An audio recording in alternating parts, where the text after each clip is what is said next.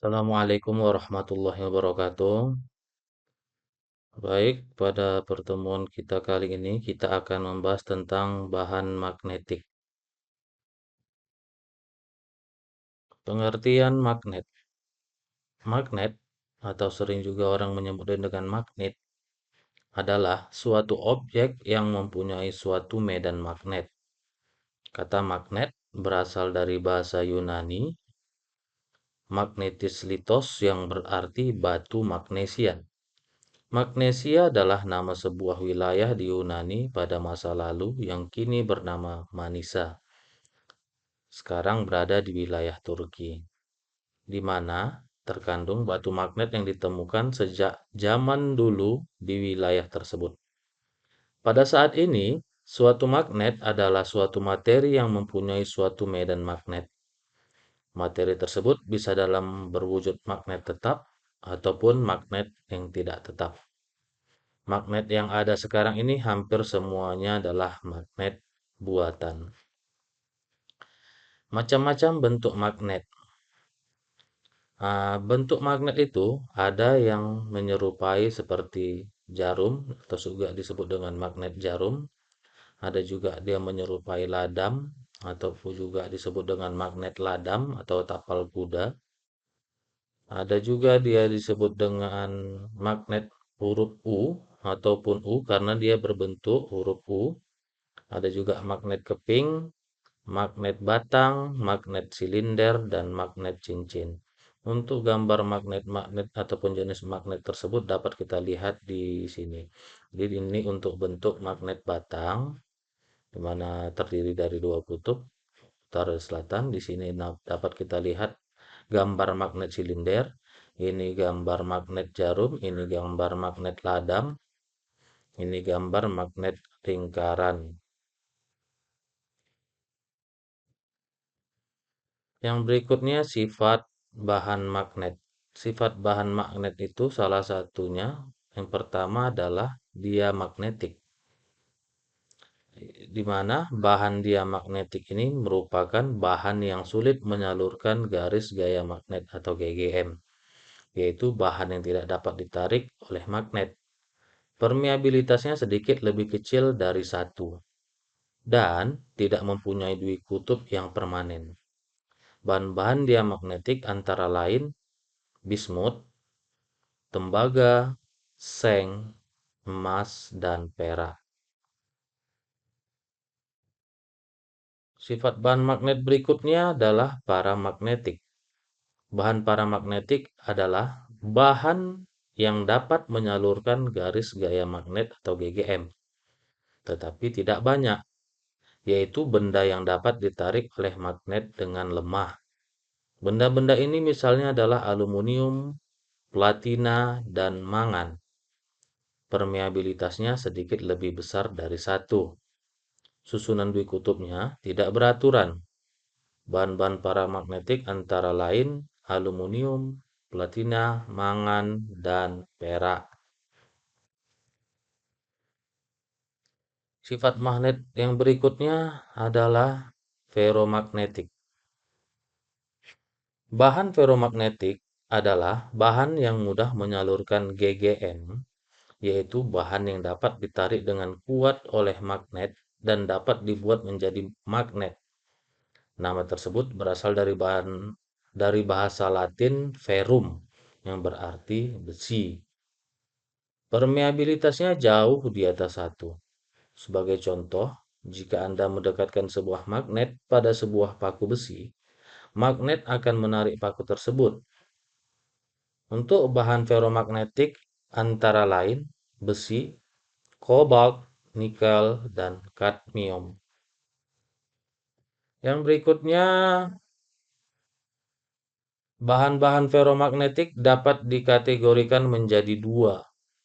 Yang pertama, bahan yang mudah dijadikan magnet yang lazim disebut bahan magnetik lunak. Bahan ini banyak digunakan untuk inti transformator, inti motor atau generator, relay, peralatan, sonar, ataupun radar. Yang kedua, bahan feromagnetik, yaitu sulit dijadikan magnet, tetapi setelah menjadi magnet tidak mudah kembali seperti semula. Disebut bahan magnetik keras. Bahan ini digunakan untuk fabrikasi magnet permanen ataupun magnet tetap. Kobalt, nikel, dan besi adalah bahan yang digunakan untuk membuat magnet tetap. Selanjutnya, sifat bahan magnet itu adalah very magnetic. Material ini mempunyai suseptibilitas magnetik yang sangat besar dan tergantung pada suhu. Domain-domain magnetik dalam material ini terbagi-bagi dalam keadaan daerah yang menyearah saling berlawanan. Tetapi momen magnetik totalnya tidak nol jika medan luar nol.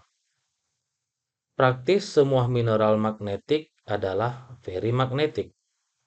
Meskipun dalam beberapa hal magnetisasi batuan tergantung terutama pada kekuatan sesaat dari medan magnetik bumi di sekeliling dan kandungan mineral magnetiknya. Bahan ferrimagnetik memiliki resistivitas yang jauh lebih tinggi dibanding bahan ferromagnet. Karena itu, ferrimagnet ataupun ferrit layak digunakan pada peralatan yang menggunakan frekuensi tinggi. Di samping arus eddy yang terjadi padanya kecil. Contohnya ferrit, seng, dan nikel. Berikutnya kita masuk ke parameter-parameter magnetik. Pada perhitungan-perhitungan tentang magnet, terdapat hubungan antara fluksi B dengan satuan Weber per meter kuadrat atau Tesla dengan kuat medan H dengan satuan ampere lilit per meter sebagai berikut. B sama dengan mu H. Mu sama dengan mu R dikali mu 0. Sehingga B sama dengan mu R dikalikan dengan mu 0 dikalikan dengan H. Mu di sini merupakan permeabilitas bahan yang merupakan hasil perkalian permeabilitas absolut ataupun mu 0 dengan permeabilitas relatif ataupun mu R. Besarnya mu 0 sama dengan 4V dikali 10 pangkat minus 7 Henry per meter. Besarnya mu untuk bahan ferromagnetik adalah tidak konstan. Berikutnya saturasi. Kurva pada gambar 1 di bawah disebut kurva magnetisasi normal atau kurva BH untuk beberapa bahan tertentu. Perhatikan bahwa kenaikan kerapatan flux pada beberapa bahan seperti besi, besi cor, bahan cor, baja cor, dan lembaran baja terhenti dengan meningkatnya kuat medan. Efek inilah yang disebut dengan saturasi.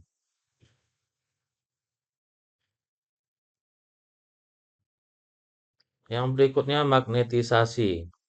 Semua bahan adalah memungkinkan menghasilkan medan magnetik. Dari itu diperoleh secara eksperimental untuk menimbulkan momen magnetik. Besarnya momen ini per unit volume disebut magnetisasi dari medium M dengan satuan C per M, dt atau A per M. Pada saat medan magnetik diberikan pada suatu bahan, induksi magnetik ataupun rapat fluksi adalah penjumlahan dari efek pada keadaan pakem suatu bahan. Sehingga besarnya rapat fluksi B menjadi B sama dengan mu 0 dikali H ditambah mu 0 dikali M. M sama dengan mu dikurang 1 dikalikan dengan H. M sendiri sama dengan XM dikali H. Xm adalah susceptibilitas magnetik. Magnetisasi M dari bahan dapat diekspresikan sebagai momen dui kutub magnetik atau PM dengan satuan C kali M kuadrat per dt atau A per M kuadrat, di mana M sama dengan N dikali PM. N adalah jumlah dui kutub magnetik per unit volume. Dari persamaan di atas, susceptibilitas magnetik Xm sama dengan U R kurang 1 dari bahan sebagai magnetisasi persatuan medan magnet H. Berdasarkan susceptibilitasnya, dapat dibedakan sifat kemagnetan suatu bahan, yaitu untuk Xm berbanding terbalik dengan suhu adalah paramagnetik. Untuk Xm yang sama besarnya adalah ferromagnetik. Yang berikutnya laminasi baja kelistrikan. Cara yang paling praktis untuk mengubah bahan magnetik lunak untuk menjadi bahan kelistrikan adalah dengan menambah silikon ke dalam komposisinya. Cara ini akan mengurangi rugi histeresis dan arus pusar dengan tajam karena resistivitasnya bertambah. Paduan baja dengan silikon sekarang sangat penting untuk bahan magnetik lunak pada teknik listrik. Tapi perlu kita ingat, penambahan silikon dapat merapuhkan bahan. Yang berikutnya bahan magnetik lunak lain. Bahan magnetik lunak yang banyak digunakan adalah paduan besi nikel.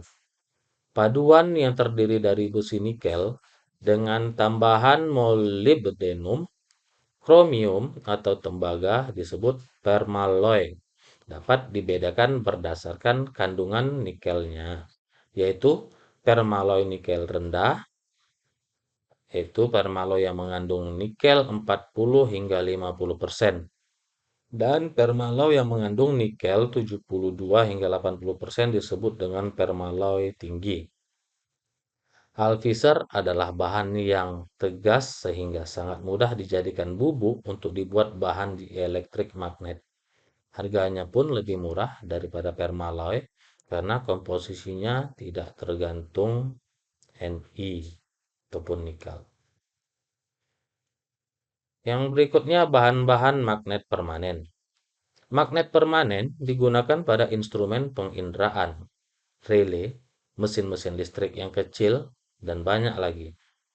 Baja karbon yaitu baja dengan komposisi karbon 0,4 hingga 1,7% merupakan bahan dasar pembuatan magnet permanen. Untuk meningkatkan kemagnetannya, maka baja karbon ditambah wolfram, kromium, dan baja kobalt harus dikeraskan sebelum dimagnetisasi. Bahan paduan aluminium dan nikel terdiri dari aluminium, nikel, dan besi. Sedangkan alnico adalah bahan paduan yang terdiri dari aluminium, nikel, dan kobalt. Penggunaannya antara lain magnet pada pengeras suara dan perangkat penggandeng magnetik. Yang terakhir adalah magnetostriksi. Jadi magnetostriksi ini merupakan parameter magnetik yang lain pada sebuah bahan ferromagnetik diamagnetisasi. Umumnya secara fisik terjadi perubahan dimensi. Hal atau gejala seperti ini disebut magnetostriksi. Terdapat tiga jenis magnetostriksi, yaitu magnetostriksi longitudinal adalah perubahan panjang searah dengan magnetisasi. Perubahan ini dapat bertambah dan berkurang. Yang kedua, magnetostriksi transversal, yaitu perubahan dimensi tegak lurus dengan arah magnetisasi. Dan yang ketiga, magnetostriksi volume, yaitu perubahan volume sebagai akibat dari kedua efek di atas. Demikian untuk pertemuan kita pada hari ini. Semoga materi pada hari ini dapat bermanfaat untuk kita semua. Akhir kata saya ucapkan wabillahi taufik wal hidayah. Assalamualaikum warahmatullahi wabarakatuh.